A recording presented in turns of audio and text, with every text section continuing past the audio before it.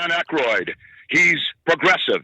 He's beautiful. He's thoughtful. He's intelligent. He's powerful. He's positive. He is Stephen Cuoco on Power 98.5 Satellite Radio. Empowering listeners from the US to the UK. Live on air with Stephen Cuoco. You should be into this music, Matt. I do. It's very reminiscent of Mike Jones from Penn Teller. Very reminiscent. Very reminiscent. And we have to have the Las Vegas feel, right? Yeah, absolutely. Let's do it. To everyone who's listening to Live on Air with Stephen Cuoco on Power 98.5 Satellite Radio, all the latest and greatest and more, power985.com. Download the app, tune in on Alexa. We are available for free, so don't hesitate to connect and be part of the family. And if you happen to be an independent artist, we are looking for new music.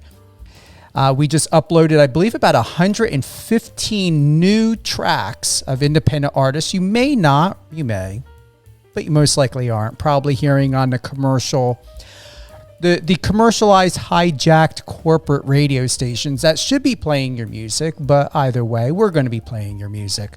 So you can head over to your email and send us something to contact@power985.com or power98.5radio@gmail.com.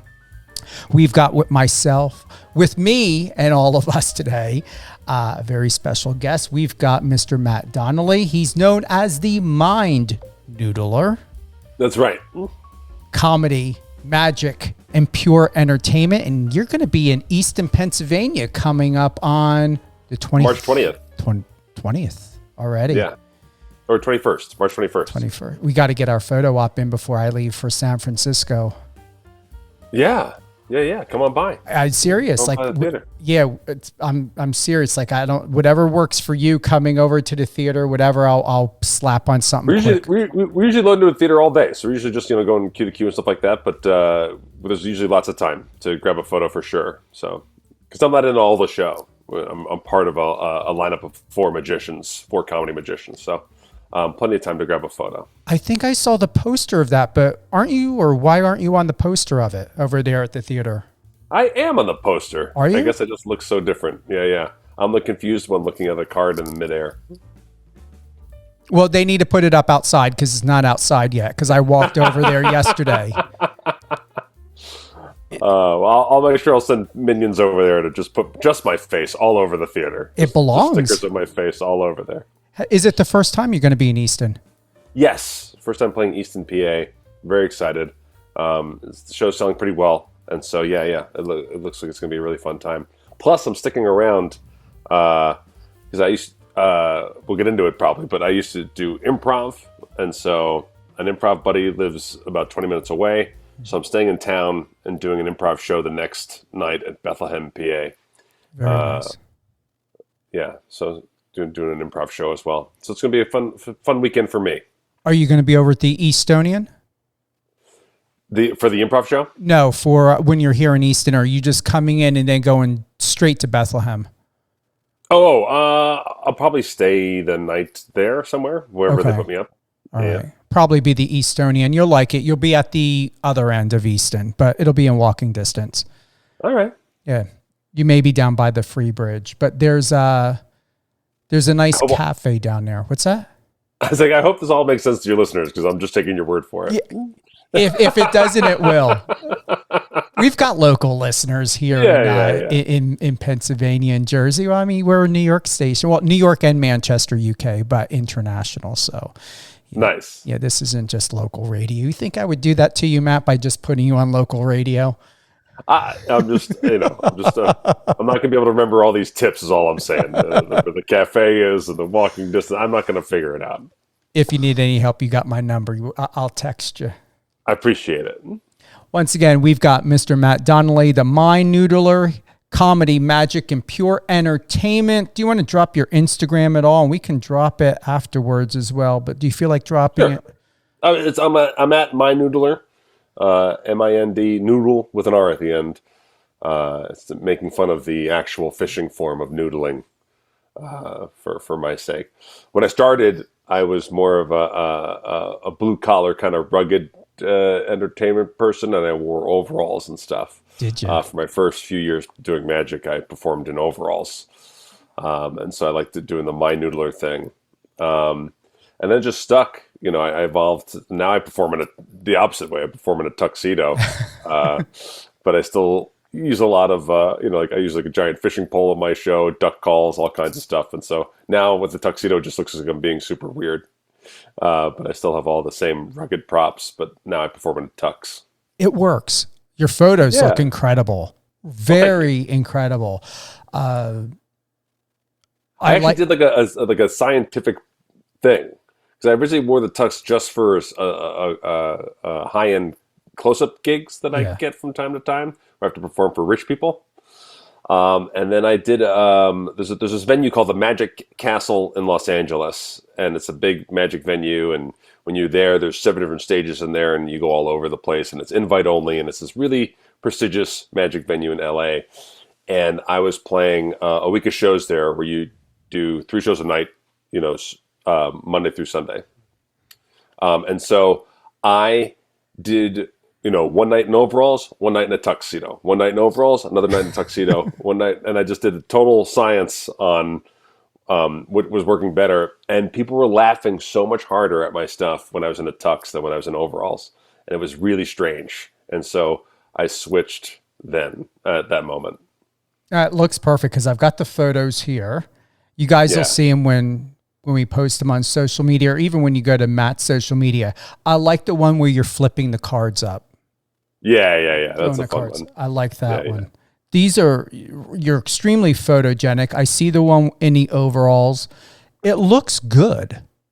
Yeah, I'm a fun entertainer regardless of the outfit. It's either way. I want to communicate that I'm comedy first, fun first, and the magic is awesome. I have good tricks and stuff like that. But I think magic's one of the few art forms where an audience can be turned off because you think that they're trying to outsmart you, right? So like very rarely does like a guitarist do like a guitar solo, and you're like, oh, he thinks he's better than me. I don't like his music anymore, But with magicians, if you can get off on the wrong foot and you try to be too fancy or whatever, people go like, "You're not a magical person." I don't, and then they take magic as a challenge, and that's absolutely not what I do in any of my shows. I am there to create fun and give people a break and laugh and have a good time. So that's what I'm trying to communicate in all of my PR there, my photos and stuff. Do you bring the Vegas vibe with you, Matt, or does it just happen to come out? Because normally most people don't realize this, but as a former local for 8 years in Vegas, sure, there is a vibe, and it is extremely different from LA, Easton, Pennsylvania, New York. So how would you say that your energy is like when it shows up when you perform? I think I'm a combination of Las Vegas and where I'm from, which is New Jersey. So like I always laugh because whenever I perform on the East Coast, like when I'm performing or in the Northeast, so when I'm up in Easton or I'm playing Newark the night before, like I don't have to apologize for being sarcastic. Like that just comes across as a normal person when I'm in the Northeast. When I play other places in the country, I have to be a little more apologetic or explain where I'm from or do that kind of thing because sarcasm reads as a stronger trait in other places in the country. But for Vegas, I think so. I think I'm basically influenced by my mentors, right? So Penn and Teller, that's how I started in magic. I was a comedy writer for them. I wasn't a magician yet. I just was writing jokes for them, for their TV show, for their live show. And I also became really good friends with Piff the Magic Dragon, who took me on the road with him early in my career as an opener for him in comedy clubs. And so, we got Matt King as well as a good friend of mine out here. And these guys are comedy magicians. And Vegas has to be big and fun. And so I think, yes, I'm influenced by my mentors. And therefore, yes, I think I bring a Vegas style, a lot of visuals, a lot of distinct visuals to the tricks that I'm doing. Not a lot of cards, that kind of stuff. And I think, yes, I'm very influenced by that for sure. So you don't carry the Vegas cliche that most people think of Vegas and magic and performing? Because it's different. It's changed. Yeah, I think so. I mean, I think people's perception of Vegas has changed a lot. I actually think Las Vegas is struggling with that now. I think, there's lots of news about how Vegas tourism is down. And I think there's a lot of reasons for that. I think, we rely on foreign tourism out here. And so foreigners aren't coming out here. The economy's changed for a certain, percentage of the population. And then also Las Vegas has become kind of a normal city, as other states, especially between the financial crash of 2008 and the pandemic, most states have loosened up their gambling laws to allow gambling to create revenue for their states. And so a lot of places have changed gambling. So Vegas isn't the only game in town when it comes to gambling. And in turn, Vegas has turned around and gotten a hockey team, a football team, and a baseball team. And so with that, we become less distinct as this crazy town and more like very similar to a lot of other American cities. And so Vegas has also in some ways lost its edge a little bit as like a cool, rebellious getaway, right? Which, Vegas is always evolving, always changing. And so this too will pass. But it's interesting right now. I don't think Vegas is this crazy thing, this crazy place in people's minds anymore. No, and I believe F1 changed that a lot. Do you feel? F1, the Sphere, and the Raiders Stadium are the big game changers. Yeah, basically F1 became a trial run from what Vegas is now. So what happens is like F1 was like, what happens if the whole town dedicates itself to one event? Does that help? The answer, no. And then now the Sphere drives the majority of the traffic to people visiting, or Raiders games, or Golden Knights playoffs, that kind of stuff drive that. And so the whole town has to be dedicated to, like the Korean pop band BTS. When they came to town, they sold out 4 nights at the Raiders Stadium, right? So if your business wasn't attracted to people who liked that band, you weren't making any money that weekend, So like it's just Vegas has become like almost like a one event town all the time, and F1 was just kind of like the trial run of what the town has become. And I said again, like at the moment, this is what it's like right now. Vegas has changed so much. I moved here in 2008. It changes all the time. So, but right now it's strange. Right now it is really strange because all the businesses have to cater to whatever the particular event is. So if you run a restaurant or your Penn and Teller or your Cirque du Soleil, you're now the second activity that people may or may not do while they're in town. And that's just a weird place to be versus we used to just come here on a plane and figure out what you're going to do when you got here. See a couple of shows, go to a few nice restaurants, maybe hit a club, that kind of stuff. That kind of mentality is not really what's happening in town. People are here to do one thing, and they'll maybe sneak in a couple other things on their way out. Oh, they're money conscious too. Well, yeah, I guess that's the other weird thing that I think we're going to see Vegas adjust to sooner rather than later. But as my brother said so eloquently, that Vegas has become the Spirit Airlines of cities, where like wherever you go, you're just charged randomly for stuff, and you're like, "What the hell am I being charged for now?" That is true. Let them know that is true. And so I think Vegas has to adjust to that accordingly. And we're seeing already a couple of swings from Caesars and MGM where they're doing, 3-for-1 show packages and that kind of stuff. And so you're seeing a little bit of finally some real hospitality thinking coming back to the town instead of nickel and diming people. So I think that's going to change real soon in a way that people will know. What are you guys going to do with now Max Crosby getting traded? What's going to happen with that? Tough. It's tough. We had all these great players last year, and we really didn't win that many games at all. It was really tough to watch. Now, it's tough for me because I was very happy to adopt the Raiders as a secondary team as a Giants fan. We've been terrible for, ever since we won the Super Bowl in 2011. We've been terrible after that. We won one playoff game. We've had, 2 winning seasons. And by winning seasons, 9 and 8. We really have not been good at football for a very long time. And you know what? As someone who was alive for when we beat the undefeated Patriots, I'll take it. If we sold our soul, if it was 20 years of terrible seasons after you beat the undefeated Patriots, I will take it. It was amazing. But I adopted the Raiders as my hometown team. I got 2 kids. I was going to help maybe take them to a game. And then they turned around and they stunk too. It was a tough year to watch football for me. You may have to switch to the Eagles. That would be very difficult. It'd be very difficult to do. Hey, if you can come and perform in Easton, PA, you can go and Bethlehem. You can maybe consider the Eagles. Oh, that's true. I forgot. Yeah, I wanted people to come out to the Easton show. Yes, fly Eagles fly. I am an entertainer and a shill first and a sports fan second. I'll tell you that much right now. And you have an open mind as well, as all magicians usually do. If that's what's preventing you from seeing the magic show, fly Eagles fly. Let's fly, go. Eagles fly. I love that.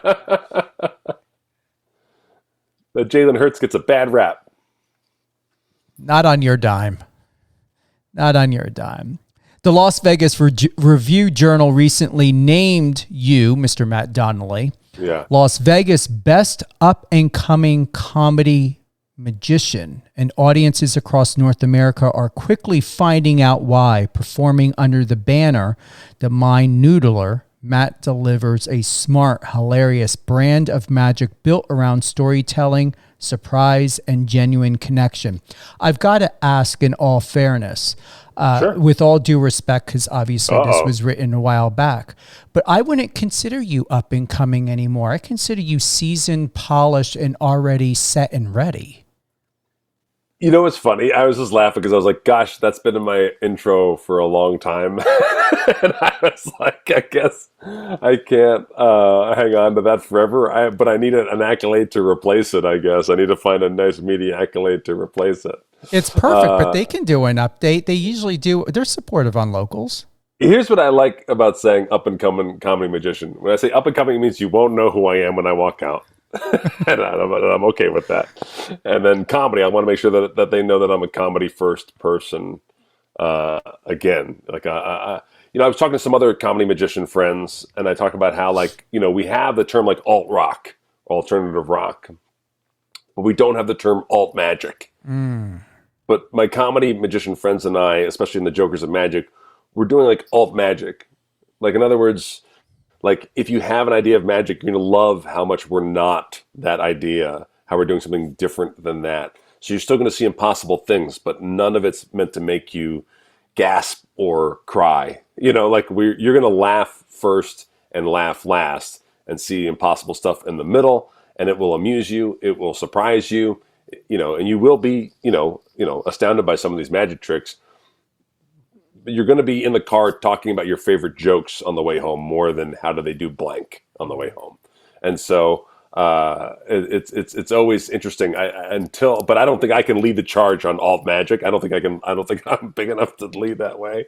But Jokers of Magic is basically the first big swing at doing this, right? Like, we are comedy first and magic second, but our magic is still good. It's just our comedy is what it's about, which is also an uphill battle because a lot of people think of comedy magicians as cheesy, right? As like, funny guys doing puns and weird, handkerchief underwear visuals and that kind of stuff. And, my pitch when we were doing the Jokers of Magic is I wanted to say, not magician funny, actually funny. But they didn't want to go with that one. But that was my pitch for the slogan. I like that. Why wouldn't they go with it? Seriously, Matt, I like it. Know. I'm not the producer. I'm just in the cast. I'm not the producer. What are they going to do now with David Copperfield retiring? That's crazy. It's big news. Yeah, they just announced last week. David Copperfield's just doing. It's funny. He's like a month and a half, and he's doing like 120 shows. That guy does more shows than anyone on Earth. It's a strange time. And I think that's what I was talking about. Like, this town changes, and all of a sudden, it's going to be really weird. I mean, since I lived here, it's been, Penn and Teller and Copperfield in the magic world. And I moved here post Siegfried and Roy, right? And then Cirque du Soleil, 7 Cirque du Soleil shows here in town. I think we're down to 5 Cirque du Soleil shows, and Copperfield's closing. And I'm very curious what the Vegas entertainment scene is going to look like in 5 years, because I think it's just a weird time, and things are going to change. Copperfield obviously does so many shows, so if he decides to stop, it's not a mystery, as to why. But all the residency does is keep him off of his private island. So we'll see how it goes. He says he's up to something next. I don't know what that would be, but it is different. And again, it's strange for Penn and Teller because Penn and Teller, again, in that they've been together for 50 years. You want to talk about how long you're going to keep up and coming in Magic? It's like Penn and Teller have been the bad boys of Magic. They've basically been the bad boys or alternative to Copperfield, right? Like, so if you think Copperfield's like flashy with his hovering motorcycles and people disappearing and reappearing, Penn and Teller were this intellectual, funny opposite of that, right? And so with David retiring, it's like, who are Penn and Teller bouncing off of for rebellion? How are they still bad boys when they're the ones only ones left at the top here? So I don't know. It's a strange time. And does Chris Angel fit into that category at all? Anywhere near you guys? It's tough because he's a terrible person and his show is terrible. So I don't know how to actually rank him. He just has fame and he's an undeniable amount of fame. And so people will never stop buying tickets to him. I mean, he has his accolades that he brags about on his billboards that he paid for. It's just hard. He's just a really good marketer. And so he'll be around. But I don't know where to put him in any kind of actual ranking of merit. And Carrot Top is still there. Carrot Top is still there. And you know what? He works super hard. When I moved out here, from New York, right? And so everybody wants to be a comedy snob about Carrot Top, right? And I was one of them. And it was actually Penn's wife, Emily, who said, "No, you have to see Carrot Top." And I said, I don't think I do. And she said, "No, I'm taking you to Carrot Top." And I went to a show, and it is hysterical. And then I started doing the same thing. So all my friends from the New York comedy scene and the LA comedy scene, when they come visit me, I would be like, "Hey, we should go see Carrot Top." And they would be like, I don't want to see a prop comic or whatever.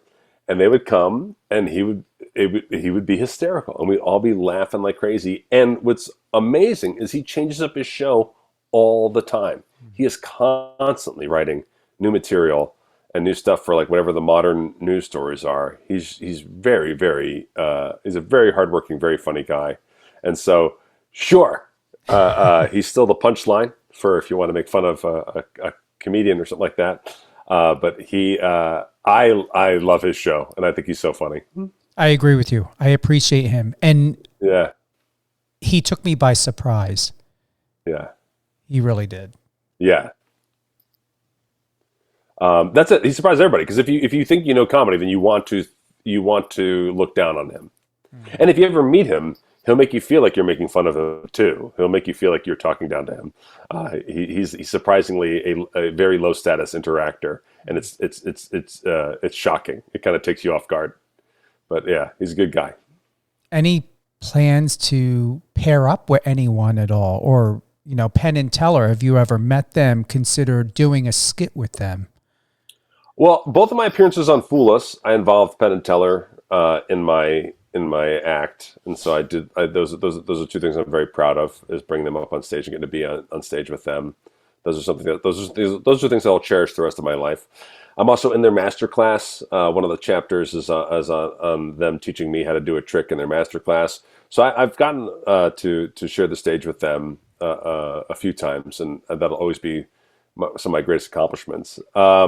One of the coolest things I did was we did a tour called Penn and Teller Present the Foolers, and then we covered their tricks. So I got to play either Penn or Teller's part in a few of their iconic routines, and that was amazing. I'd say the biggest challenge of that one was nail gun.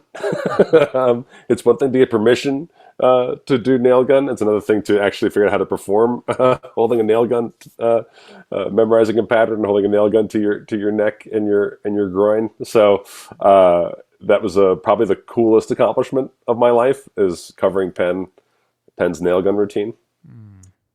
But yeah, I come from an improv background. I was an improv comedy guy in New York at Price's Brigade and People's Improv Theater, and even back in Chicago City Limits, back when they were off Broadway. I studied there.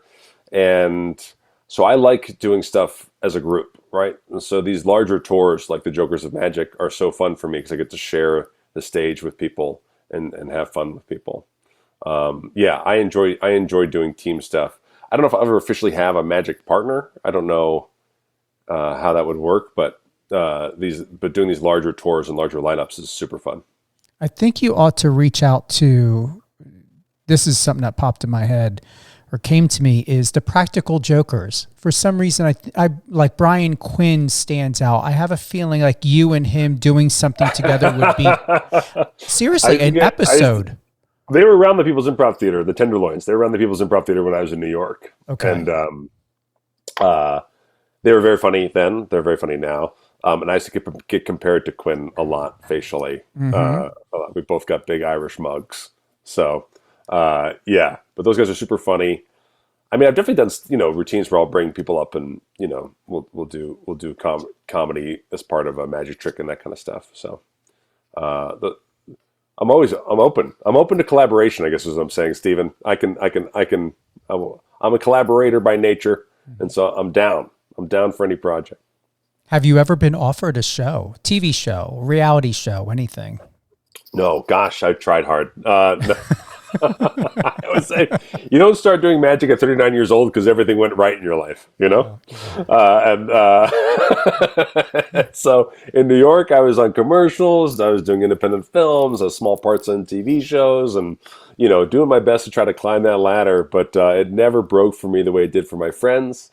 I had friends go on to either write for late night television or be on Saturday Night Live or go off and do their own TV shows. A lot of my friends that I performed with in New York are very, very successful people. And it just never broke that way for me. And that's just the way show business works. I'm very happy now, being a successful magician and married with my 2 children out in Las Vegas is lovely, so I wouldn't change a thing. Once the kids are born, once the kids are born, you smash that time machine. So that's the way it goes for me. So are they still young? How old are they? Right now I have 12 and 10. Wow, they are young. Wow. They still like me and they still laugh at my jokes. So I got like maybe a year or 2 left of that, and then we'll see what happens after that. When you think about how you were raised and now being a dad, is there a huge difference from your role model or role models to how you are as a father? Wow, that's certainly a deep question. I'm very lucky, first and foremost, that I had an amazing father. My mother died when I was 5, and so he really had to pick up a lot of slack. I kind of used to always wonder like who he'd be if he was just a regular suburban New Jersey dad, but we'll never know. And so he stepped up and he raised my brothers and I, and did just an awesome job. And so I really admire him and still emulate him and still talk to him about stuff. So I'd say first and foremost, I just have to say I'm super lucky that I have a great dad, and I still talk to him, and he's helped me numerous times along the way. I'm one of 6 kids, and I remember after my first kid was born and I saw what my wife went through and everything, I just called him and I said, "Why would you do this more than once? Why would you do this again? How would you go through this so many times? This is a nightmare. This is crazy. I can't believe this is how we all end up on the earth. This is so weird." Because you're different than him. I mean, they're lucky. Yeah, you're lucky. Yeah. Oh yeah. No, like I said, I had a crazy time in my 20s trying to do everything, right? Trying to be on TV, trying to be in movies, trying to write stuff, pitch stuff, putting on all kinds of shows, and nothing broke. And so looking back at that time, it is, I would say I felt less lucky, but it made me who I am now, and it made me really invincible as a performer. I perform in all kinds of situations for all kinds of audiences, and they're not ready for someone to be as improvisational and crowd work prepared as I am when they see a magician. And so it's become like a huge superpower for me, my ability to mess around and just really have a conversation with people on stage. So it's all paid off, right? It's all now worth it. So I wish I could just pat my 20-year-old self on the back and say, "Take a deep breath, buddy."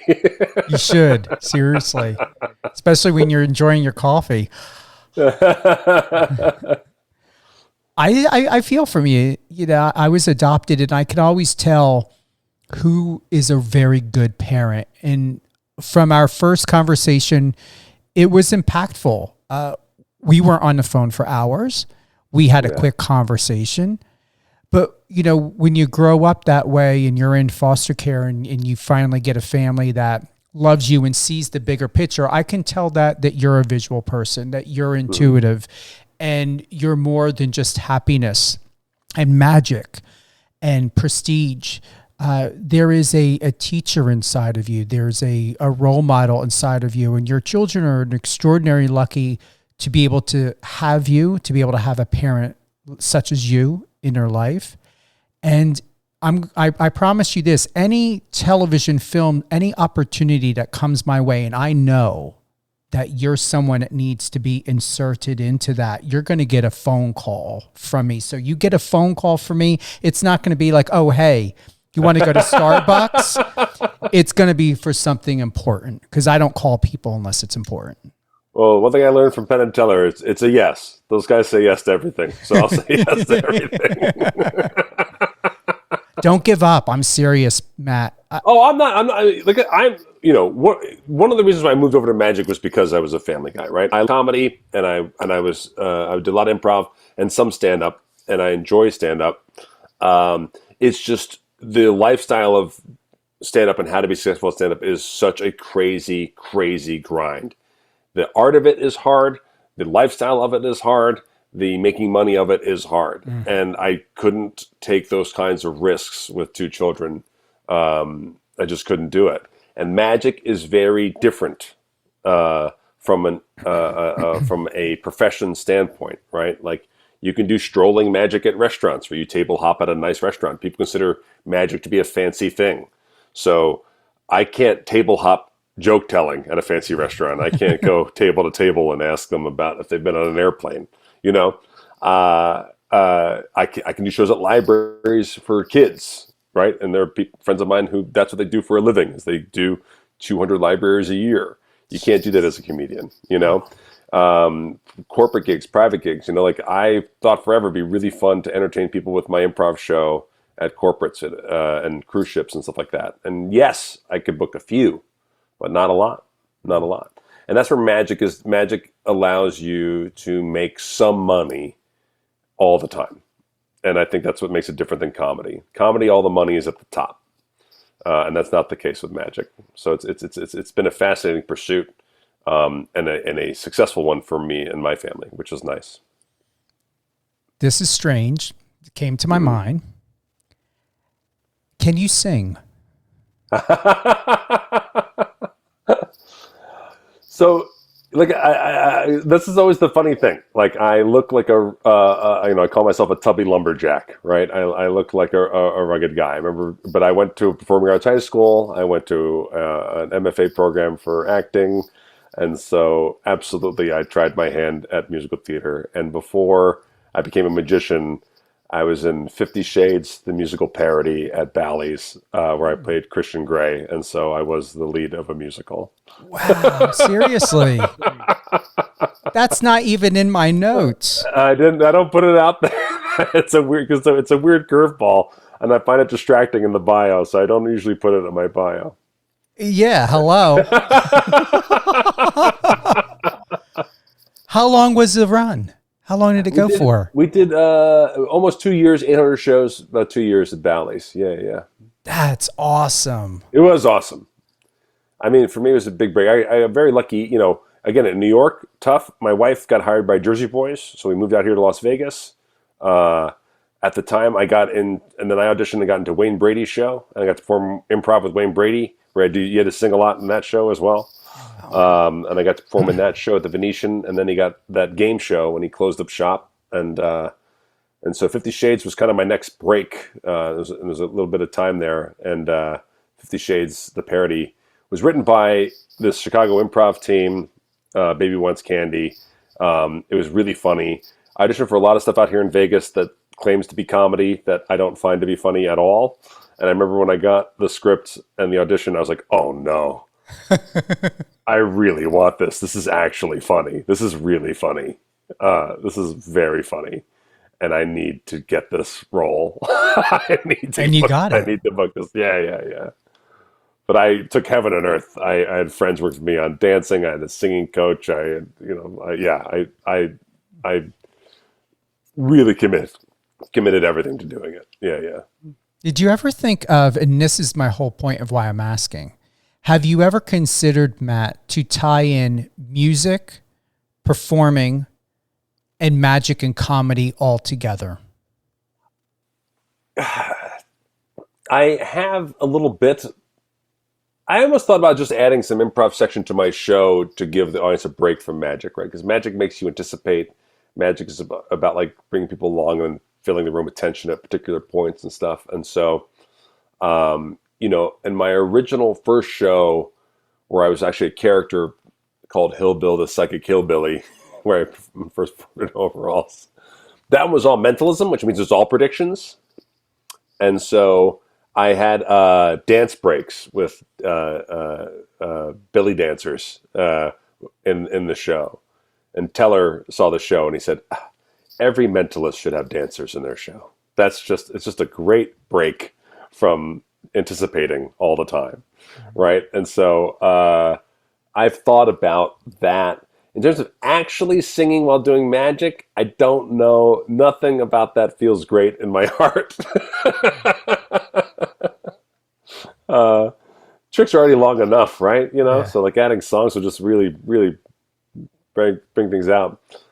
I have a friend, Nathan, fan, who's really good at celebrity impersonations, and he turned that into a prediction thing where he had a list of celebrities and he would have them select one. And so he goes through all the celebrities trying to figure out which one the person selected. Mm-hmm. And that's a really brilliant routine. And I thought that was a really good use of that.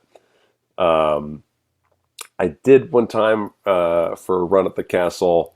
We were going to do a bit with my buddy Nick, who also had improv background. We were going to try to do a card trick where the audience member is our arms. We're going to try to get through a whole routine. But that ended up being really hard to do. So bring the dancers, seriously. Yeah. Oh no, I mean, if I could do a bigger, showier show, I would do that, and I would do that in a heartbeat. Yeah. No, my wife can sing, and I love live music. If I had a bigger show, the first thing I would add is probably a keyboard player or piano player to my show. I love live music. Whenever I play the Chicago Magic Lounge out in Chicago, they have keyboard live piano through the evening, and I always say, I'm in Chicago, so you must play improv shows. Yeah? And they say, yeah. And I go, good, play whatever you want for my show. Just have at it. And I love it. Yeah. If they ever need to cast for Beauty and the Beast, I would like to have you play Gaston. Oh, that would be fun. It'd be perfect. Yeah, those roles are great because there's no ceiling on those. No. I got to play Bottom in Midsummer Night's Dream. That was one where it's like there's no, when you're trying to be an overzealous, ambitious actor, which is what that character is. There's no ceiling. There's nothing too over the top because of someone who's desperate for attention and wants it. The character just wants to be recognized as a star. That's just a very fun comedic energy to play. Yeah.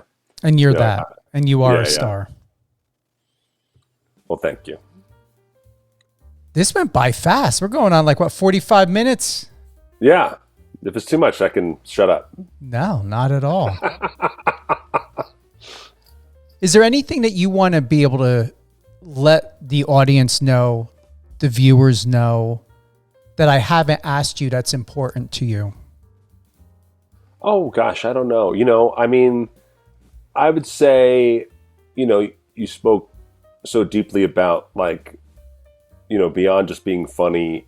I do, outside of magic, I do podcasts, right? And I have Matt and Matt's Ice Cream Social. I'm co-host of Penn Jillette's podcast, Penn Sunday School.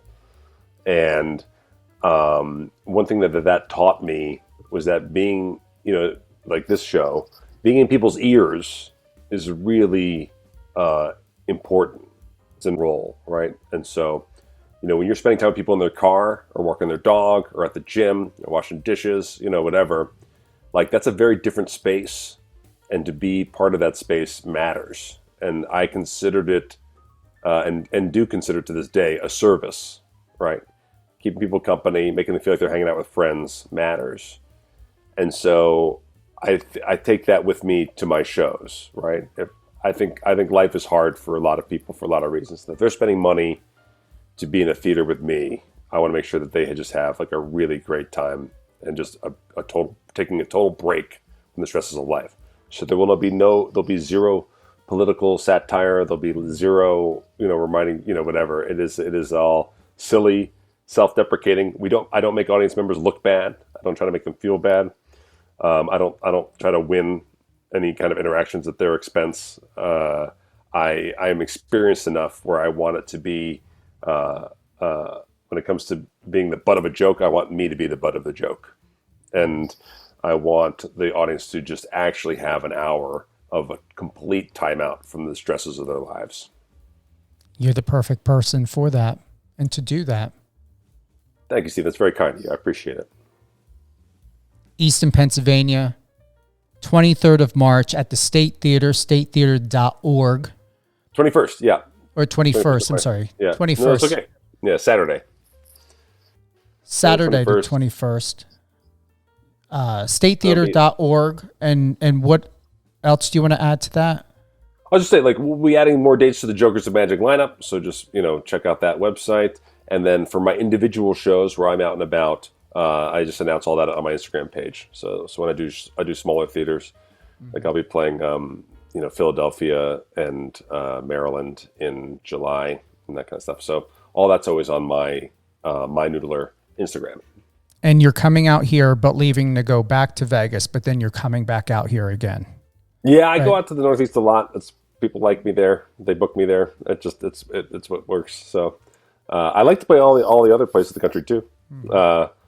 I just happen to be popular in the Northeast.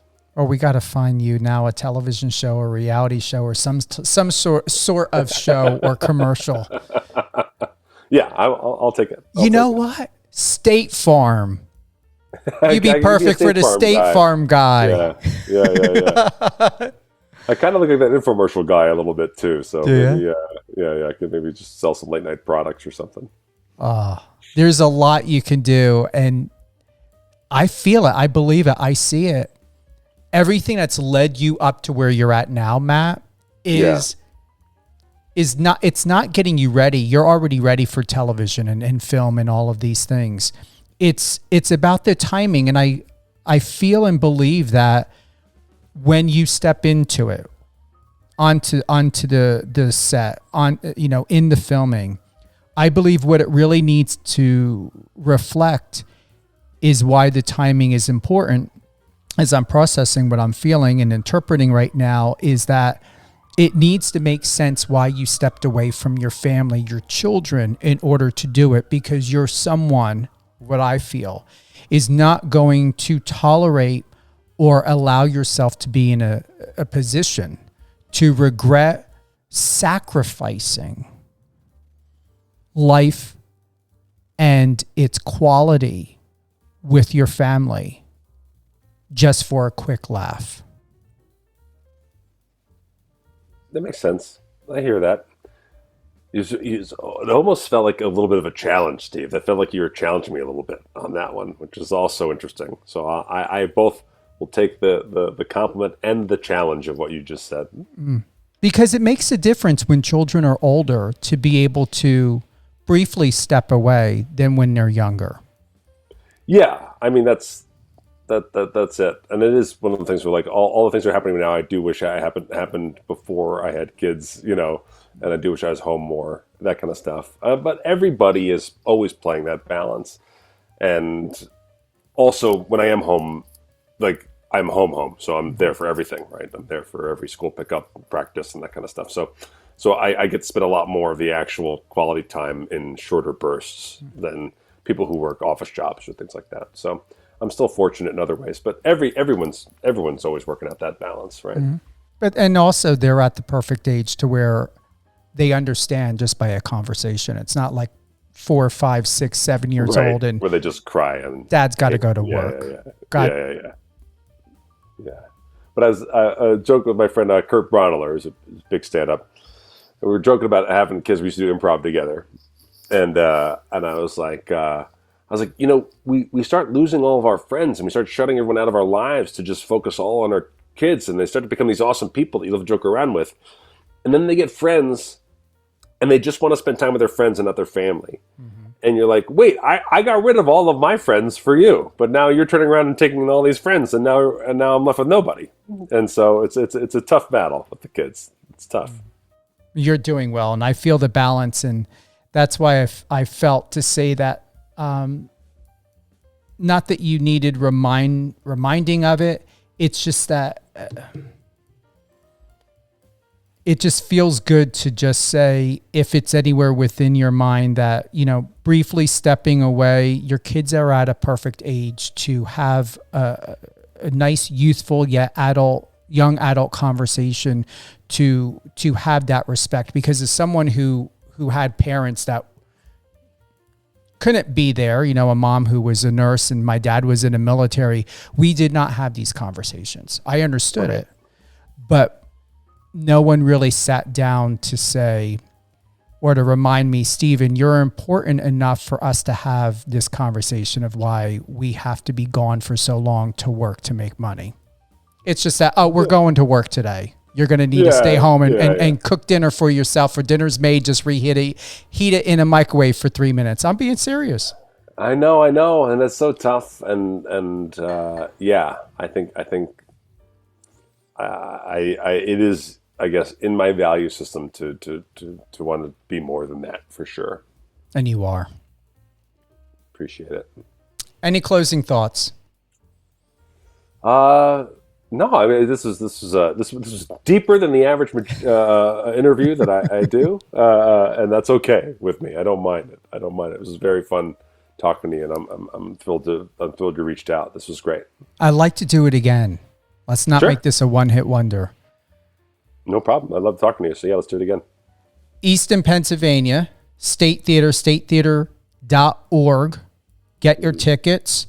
Matt Donnelly will be here on March 21st. And then he's going to be making his way to Bethlehem. Head on over to his Instagram at Mind Noodler, MindNoodler. Do we cover everything?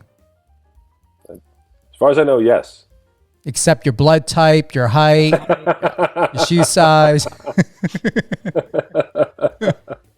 Matt, thank you. Thank you, Steven. Thank you to everyone who's tuned in to Live on Air with Steven Cuoco. All the latest and greatest on Power 98.5 Satellite Radio, power985.com. This episode is also going to air on Biz Talk Radio. That's biztalkradio.com. Download the app, tune in on Alexa. Remember, we always want you to be here first on and here at Power 98.5. If you happen to miss the live interview, you can always go to any of your favorite podcast platforms and just type in the search Live on Air with Steven Cuoco. And don't forget, Easton Theater, Saturday, March 21st, Mr. Matt Donnelly. I'm heading over. I'm getting my photo op with you. I don't care what they say. I'm walking in. We'll use the stage. We'll use the curtain. We'll do everything. And do you know I haven't been in the State Theater in probably over 25 years? Oh, well, there you go. We'll see what's changed. We'll see what's changed. All right. Thank you to everyone. Take care. Live well. Enjoy well. It's 70 plus degrees outside. It's warm in Vegas. It's warm here in New Jersey, Easton area. Go out and have fun.